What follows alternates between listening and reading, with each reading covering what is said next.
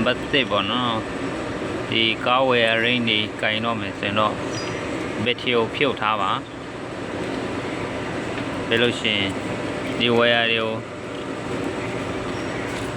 ဘက်ထရီဖြုတ်မထားဘဲနဲ့လို့ရှင်ပွက်တိုက်လို့ရှင် short တွေဖြစ်တယ်နော်ဘက်ထရီဖြုတ်ကဲ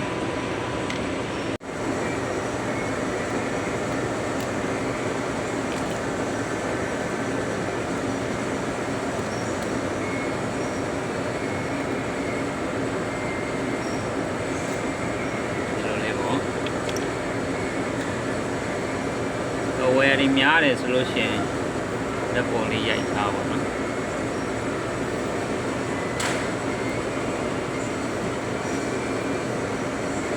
နံပါတ်1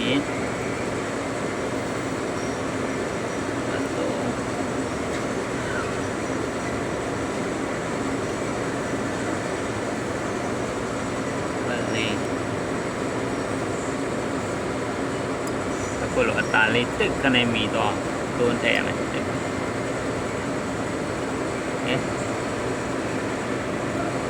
အကယ်လို့စောင်းနေဆိုလို့ရှိရင်မဝင်ဘူးနော်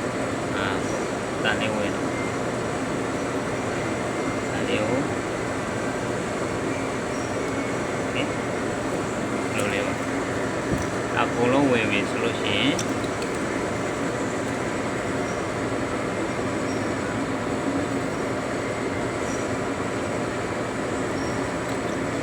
ဒီကောင်လေးကိုပြန်လုံးမယ်ဆိုတော့လောက်ကျသွားပြီပြီးသွားပြီပါသွားတာပေါ့